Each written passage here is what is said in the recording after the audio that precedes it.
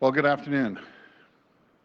This pandemic has tested us as a province, and we have risen to the occasion. Throughout this pandemic, I've heard so many stories. Thousands of Ontarians have stepped up to lend a hand. This morning, I went to the new Daily Bread warehouse. These guys are just incredible over there, absolutely incredible.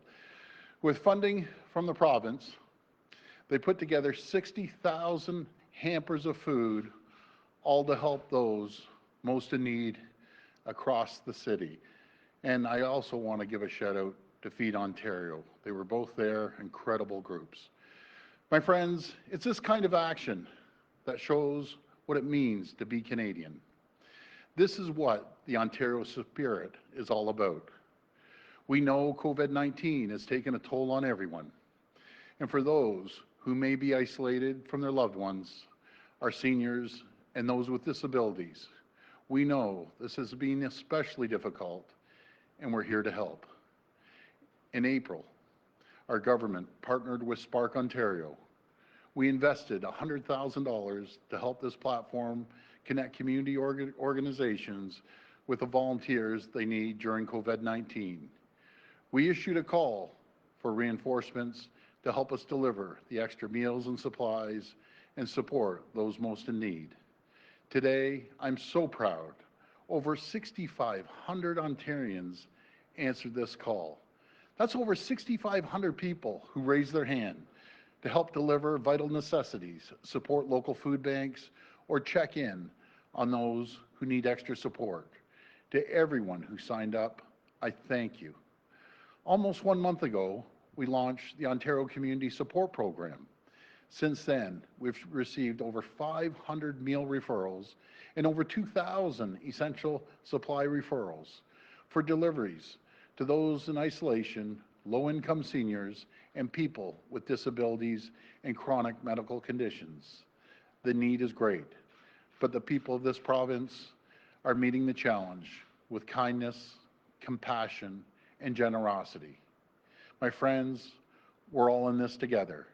Let's keep that Ontario spirit going, because that's what will get us through this. Thank you, and God bless the people of Ontario. I'll pass it over to Minister Sarkaria.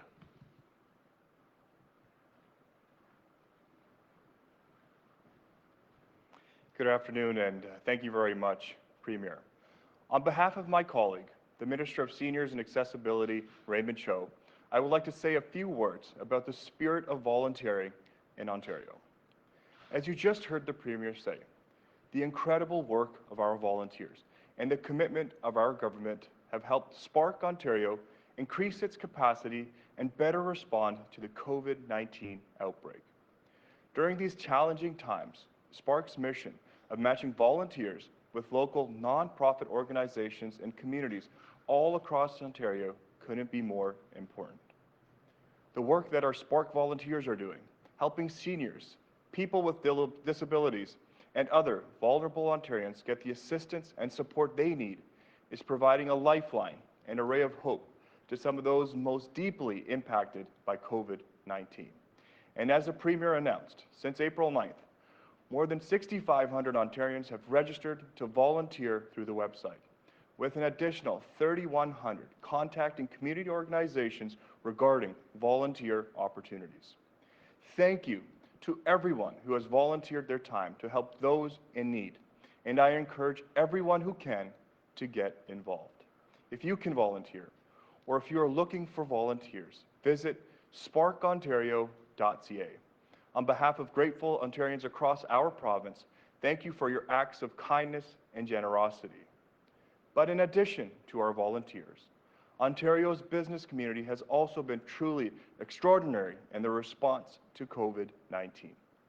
People and businesses have made tremendous sacrifices to contain the virus by following guidelines provided by our government and our Health and Safety Association partners. We applaud their efforts. They have made a real difference.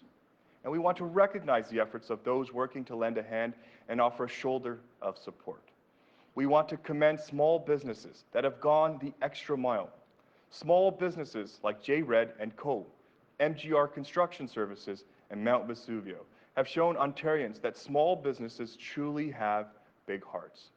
These three businesses are part of the Free Meal Help Initiative and have banded together to create a program that delivers free meals to senior citizens in need throughout my hometown of Brampton. This trio of businesses has worked together to deliver more than 10,000 meals through a no-contact process to seniors in isolation. The difference they are making is real, and they have managed the feat of bringing people closer together in Brampton at a time when social distancing has kept us apart. Through our Small Businesses Big Hearts campaign, which we are launching today, we want to hear more stories that show us what true Ontario spirit is all about. Stories that remind us that Ontario remains a place where people are eager to bring a ray of sunshine into someone else's life. Stories that embody the phrase, small businesses, big hearts. Stories that bring us hope. So please, reach out to share the positive news about small businesses that have gone above and beyond to support your community as we all weather the storm of this pandemic. Let's make sure the Ontario spirit strengthens the foundations of our communities and helps see us through the recovery to come. Thank you. We'll go to the phone line for questions. First question. First question comes from Travis Danrash from Global News. Please go ahead. Hi there. Good afternoon, Premier. Hi, As we saw in Trinity Bellwoods, many people are not listening to your advice and the advice of public health officials, and there's no indication that any amount of begging will change behavior as weather gets better and people want to get outside. The case numbers in Ontario are now trending upwards, and the province is failing to meet testing targets. Are you going to be rolling back restrictions that have been eased so far, and if not, why not? Well, first of all, Travis, I'm disappointed, to say the least, with everyone that showed up to Trinity Bellwood on Saturday. I went by on Sunday and I didn't see that many people, but my recommendation, anyone at Trinity Bellwood, why don't you do us all a favor and go get tested now? Go to the local hospital assessment center and get tested. And I encourage anyone who's been in large gatherings like that and some of the stuff that was going on there, they need to get tested. So that's what I would recommend. I'm not going to punish the whole province because a group of people in Toronto ended up getting together, and it's not fair to even everyone else in Toronto as well, in all areas of Toronto that didn't have as I said on Sunday, it was like a rock concert without the band. So these are smart young people that were there. Like, come on, guys, give me a break. Just don't do reckless things like that. I just, because they're obviously smart young people in the city, and that's what took me back. I'm thinking, wow, that's the last group I'm thinking that would be out there, but they did, and now hopefully it's not going to happen again. What I worry about, Travis, is them going back home. How about their family members, their brothers, sisters, mothers, aunts, grandparents? Weren't they thinking of them when they went there? But no, I'm not going to punish the rest of the province. And on that, first off, do you think the mayor needs to get a test as well, because he was there and he had his mask down? And also, you mentioned Toronto a bunch of times, that you're not going to punish the rest of the province for what happened in Toronto, and we are seeing the largest number of cases in the GTA. Do you think that you now need to look at a regional approach to reopening the economy? Well, first of all, I'll answer the first question about the mayor. That's up to the mayor. He's been working hard day in and day out, every single day. I've talked to him all over the weekend, saw him again this morning, so he's working his back off. And as to have two tiers of opening up the province, it just doesn't make sense. The people of Toronto are going to go into rural areas, and we need to tighten things up. And I want to say, we can't paint a broad brush across Toronto. Like 99.9% of the people are phenomenal. You get the odd group that misbehaves, as you might say, and that's not reflective of the people of Toronto. The people of Toronto have been incredible, absolutely incredible. They're doing great, and I just appreciate everything they've been doing. Next question. Next question comes from Lucas Meyer from News Talk 1010. Please go ahead. Good afternoon. Premier, now that you've changed the regulations for testing, are you also going to expand and expedite in some way drive-through testing in an attempt to get more people in there as well? Maybe they may not feel like going through their feet. There's some drive-through testing. Are you going to try to push that more? And are you also going to get some updated projection models? Well, Lucas, I'll tell you, it's been no secret that I've been pushing this very, very hard to get testing where it needs to be. And as Premier, it's my job to push the system. And I've been saying that. I got to push the system, and it's also my job, anyone who's worked in government, it's my job to break down these silos within the government. And again, this weekend, we began the first steps of a robust testing program in the community. We initiated, first of all, Lucas, we initiated testing of even more hospital workers across the province. We have 141 private hospitals, and I think 141 public hospitals, 4 private hospitals. I encourage them to test their staff. We initiated testing of inmates and staff in correctional facilities across the province. We put the call out to everyone in Ontario. If you have symptoms, if you're worried, you've been in large groups, like what happened on the weekend in the park, and you're worried about you having COVID, or if you're worried you've been in contact with someone who might have had COVID, please go get tested. And I can tell you, I'm so proud. When I drove in and I went by a couple hospitals, and there's a lineup for the first time at Women's College, I just got to thank the people of Ontario. Thank you so much, because no matter what we do, municipalities do, or the province does, we can't do it without the support of the people. And the people have been absolutely phenomenal. So thank you for listening to the call. And in the coming days, what we're going to do is we're going to launch the next steps of our robust testing strategy, and we'll be going into hotspots, so communities that are lighting up on our map and encouraging people to get out there and get tested. We'll be going into workplaces, as I mentioned. I think it was on Friday, going into community areas where there are large numbers of people. Anywhere there's large numbers of people or large employers, we're going to go in there. We want to encourage people in the hotspots again. We will be announcing that. Please get tested. But Lucas, we'll be launching a robust public awareness campaign, and we'll continue doing everything we can to get those daily numbers up where they need to be, and we'll be there to help. But we'll need everyone, as I said, to get involved. And again, just the people have been incredible. But I do have to mention, as we're doing this, it will take time to fully ramp up. We're ramping up as we talk right now in the testing strategy, but I'm confident that we'll get there very soon. But Lucas, I'll tell you, I was so happy, and I talked to some of the ministers. Prab told me when he went by Brampton, there was a lineup. So that just makes my day. It really does. So thank you, everyone. And Premier, as I'm sure you saw, the CFIB, Restaurants Canada, Ontario Chamber of Commerce, they have an open letter asking you for a moratorium on those commercial evictions. We just heard from a Waterloo-based company last week, family-run. They have a virtual arcade, 15 locations, and like so many others, landlords are not applying for the relief program.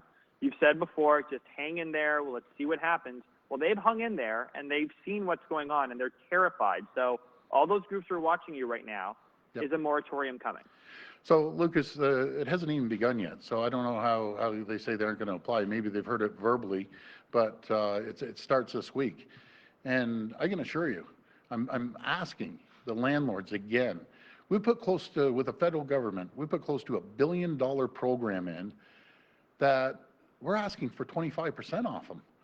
And the federal and provincial government are paying 50%. The tenant will pay 25%. And I believe it starts tomorrow. And they need to start signing up for this, because they aren't going to like the consequences if they don't sign up for it. I can assure you, I'm protecting the tenants. Simple. I appreciate the landlords. I appreciate what they're doing. But when someone comes there with a handout, an olive branch, and tell the landlords, here's an olive branch. We're trying to help you get 75% because you won't be getting anything if you kick your tenants out, and then all the tenants are going to get hurt. But please, I'm begging you, landlords, please sign up, because trust me, if they don't sign up, then there'll be consequences. Simple as that. Next question. Next question comes from Allison Jones from the Canadian Press. Please go ahead. Hi, Premier. Hi, Allison. We asked last week about the increasing numbers of cases, seeing consistently over the past several days numbers in the 400s. At the time last week, I think it was Minister Elliott said, it was just too early to tell why this was happening. Have you gotten any indications yet as to why we're seeing this rise? Well, so I'm going to pass this over to Minister Elliott.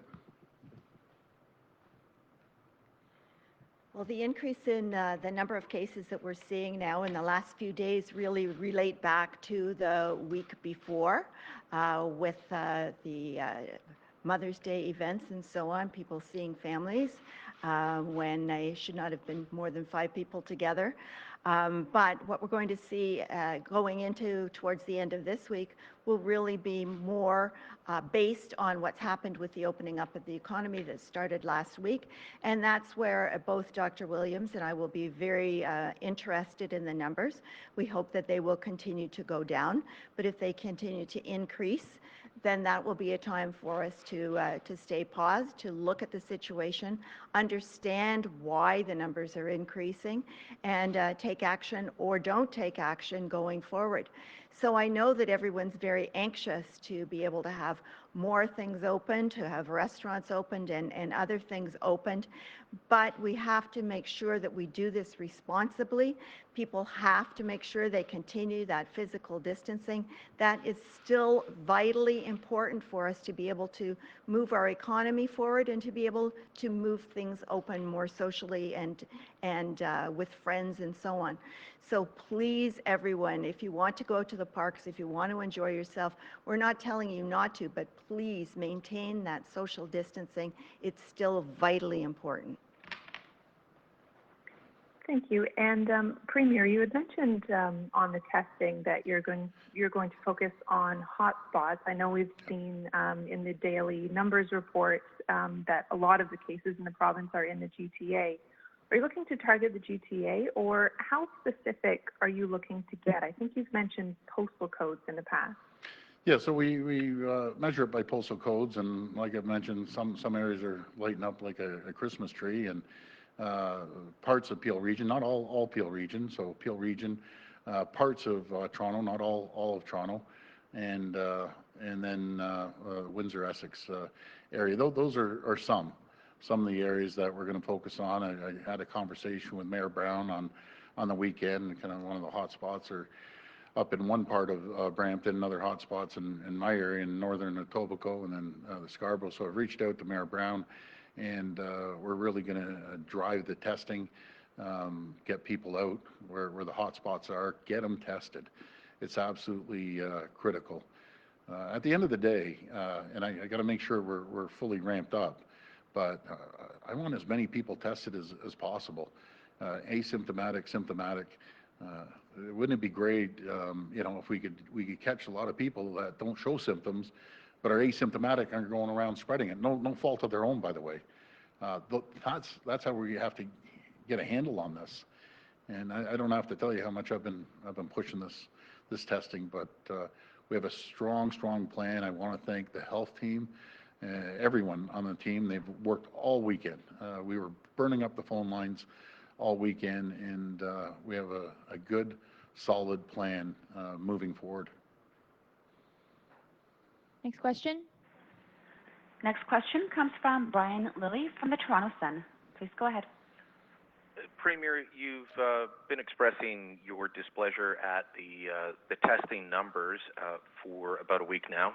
I'm wondering why you haven't decided to try and move the province towards random testing. You've already tested everyone in long-term care. I'm assuming you're continuing to test healthcare and LTC workers, but some places, Windsor, for example, have started doing random tests of the public. Is that something that you will ask, request, push other regions to move towards to?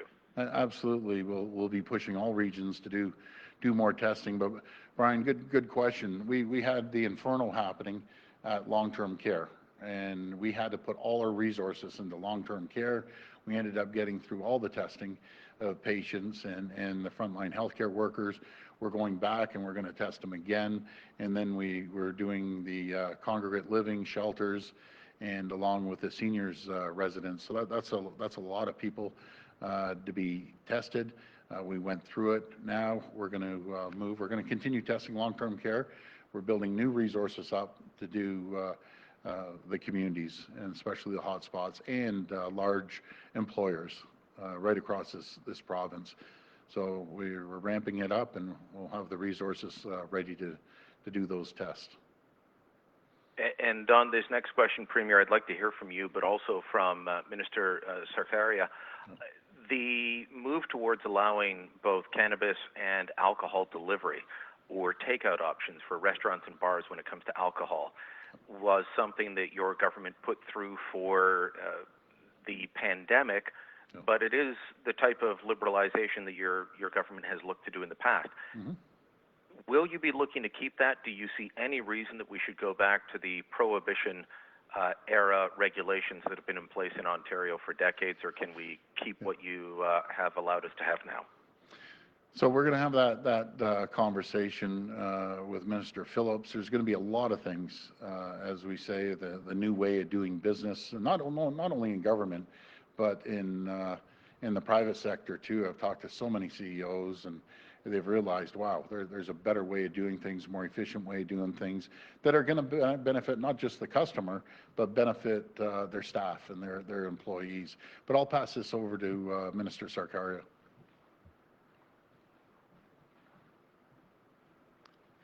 Thank you for the question, Brian. And I have to recognize that, since this pandemic, we've really been looking towards, we opened up a website, the Tackling the Barriers, and its aim was exactly this: how to support businesses through this pandemic, and how can we give them an opportunity to somehow increase, whether it's sales in this case, or profits for small businesses. And that's exactly what we did. I think there's a huge role for us to use regulations to modernize not only the way that government works, but also modernize the way that businesses interact with the government, and how businesses can actually use it as a tool for economic, I would say, stimulus. And so all of the suggestions that have come through that portal, we're still examining, we're looking at. We made over 40 changes, whether it was changes to allow truckers or trucking companies to move goods 24/7. I would say that all the conversations that I've had with small business owners, restaurant owners that are using this,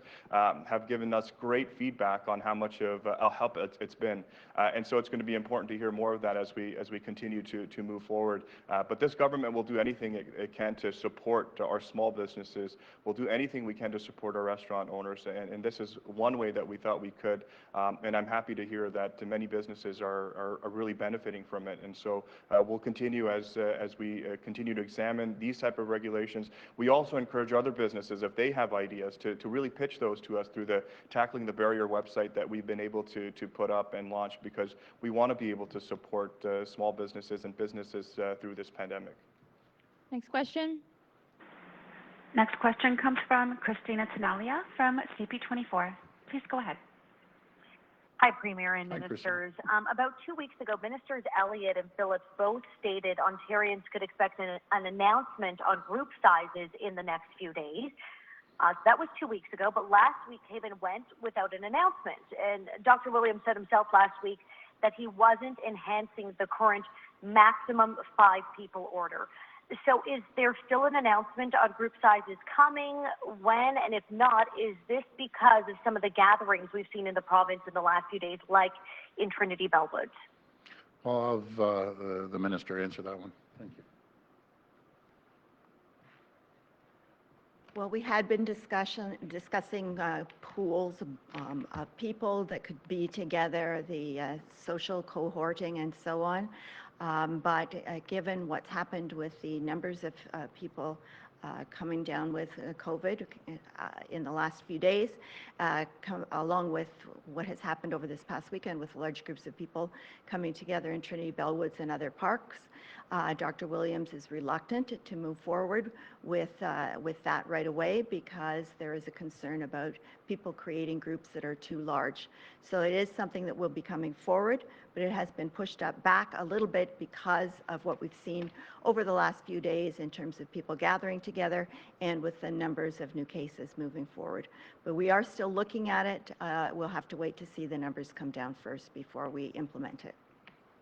Okay, thank you. My next question, I mean, I recognize that there is, the numbers are down today, but there has been an upward trend with the numbers. So, of course, all emergency orders have been extended until May the 29th. The province's state of emergency is in effect until June the 2nd. Can Ontarians expect any kind of easing of orders in areas where it's safe to do so? For example, we're hearing that dentists are preparing to reopen on June the 2nd. Well, everything's on the table, but we're very cautious. As soon as we see these numbers climb a bit, you get a little gun shy. But again, we're going to work with our health table, and Minister Elliott's done an incredible job, and we're going to work with the Chief Medical Officer of Health, and that's going to determine it. I just wish I could tell you what's going to happen next week, but none of us know the exact numbers. We thought we were going down a couple of weeks ago, and then all of a sudden it jumped up a little bit over the last week. So we have to keep a sharp eye on it, and that's what's going to determine it, Christina. That's the key factor. Next question. Next question comes from Colin DeMello from CTV News. Please go ahead. Hi, good afternoon, Premier. I just wanted to get a sense of what changed over the weekend. On Friday, you had said only symptomatic patients people should be tested. On Sunday, you said asymptomatic or anyone really who has had contact with somebody who has COVID-19 can get tested. I'm just wondering here, what changed? Did you manage to convince our medical health officials that this was necessary, or did you have to battle it out with them for them to come around to your way of thinking on this? Well, first of all, there's been absolutely, and I'll tell you 100%, there hasn't been battles. There's always, when you have a group of people together, there's discussions, and not everyone always agrees, but we always come out with a common cause to make sure it's a betterment of the people of Ontario. And we feel there's the next phase is to go out there and start testing asymptomatic and symptomatic. Our main focus, Colin, was on the long-term care, and don't get me wrong, it still is our main focus, but we're ramping up to continue focusing on the broader public now. We're always going to give it our 100% attention to long-term care, but we're also focusing on the public, and I'll hand this over to Minister Elliott to speak further on it. Well, as the Premier said, we're always going to keep focused on the people who really need our help, people in long-term care, of course. It's not just a one-step process. You have to test them, but then you have to go back and you have to keep testing, do surveillance, do testing of residents, but also testing staff as well. We want to continue with retirement homes as well. That's other areas of congregate living, group homes, shelters. We're moving forward there. All of those places need to have the testing done. And then, of course, for people that want to come to our assessment centers, if they have symptoms, if they're worried that they have COVID, of course, they're going to be able to be tested. So this is really just a moving forward in the plan that we've always had. Now that the long-term care has been done once, we're moving into the other areas, and retirement homes are also a focus. So we're going to keep doing that, and of course testing in the public, going to large employers, making sure that if there are outbreaks in certain areas, we want to test there. We'll want to test symptomatic as well as asymptomatic people, because we really want to know what's happening with the opening up of the economy, and the only way you'll do that is to be able to go to the workplaces to find out. Thank you. And I just have a question about the province taking over the management of 2 long-term care homes. 2 long-term care homes will come under the management of 2 regional hospitals for the next 90 days. The Minister of Health had said earlier that this would only happen if a long-term care home was resisting help. So can you tell us what were the circumstances surrounding, the province moving in here, and were these homes resisting help from the province? Well, I think this would be a good answer for the Minister of Long-Term Care.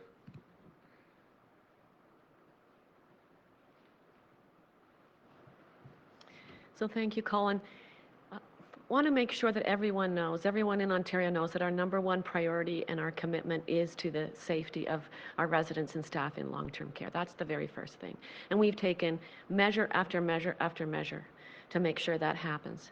And when we look at homes that are struggling to stop or contain the spread of COVID-19, despite the measures we've taken with the infection prevention and control, with having public health give risk assessments, with our inspectors going in to assess the homes, and they're still having troubles, then our obligation as a government is to take another measure. And this is another measure to make sure that the safety of those residents is being safeguarded. Last question. Last question comes from Laura Stone from the Globe and Mail. Please go ahead. Hi, Laura. Hi, Premier. How are you doing? Oh, I'm doing all right. Thank you. I'm wondering about your announcement yesterday about the testing, and you encouraged people to bring their families to assessment centers. Can you explain that a bit more? Should people really be bringing their kids to the assessment centers, and should the strategy be a bit more focused than that on high-risk employers? Can you explain? Yeah, so Laura, not so much the kids, but I've really encouraged the adults to go there, and I'm very grateful that people are listening and they're going to get tested. So I'm going to pass this over to the Minister of Health. She's been working on it all weekend, but thank you. Well, I think it really makes sense in a family when you have 5 people living together, whatever the size of the family is, that all of the adults should get tested. If one person has symptoms, the other members of the family may be asymptomatic at the moment, but they may also have COVID. So we really want to make sure that we can look at the entire family. And of course, if children are showing any signs, they should also be tested. But as the Premier said, it's really important for all adults of the family to be tested if one has symptoms, so that you can make sure that you can contain the spread, and it may be the entire family needs to go into self-isolation for 14 days, but we want to make sure that we can be as careful as possible with this to contain that spread. And on the new testing strategy being released this week, it's our understanding it's going to be overseen by Matt Anderson and the chief coroner. Is there a reason that Dr. Williams isn't involved in this? Well, everyone's going to be involved, and we always work as a team, as a health team. And I got to tell you, Dr. Williams has just been working day in and day out. I tell you, talk about earning your pay. He's been working his back off, and the province is massive, geographically, #1, massive, and I always say it's almost twice the size of Texas, to put it into perspective. And we have 14.5 million people. So Dr. Williams is going to continue focusing on outbreaks, and be it in long-term care or seniors or congregate living. And Matt Anderson and Ontario Health are going to be there supporting going out there and testing large employers, going into communities. So it's all hands on deck, and I appreciate the offer of help from Matt Anderson and his team as he's building up the team over the next week or so. It'll allow us to go out there and increase testing. Thank you. Thank you, everyone. Go out there, get tested. Thank you to everyone in Ontario. God bless you. Thank you.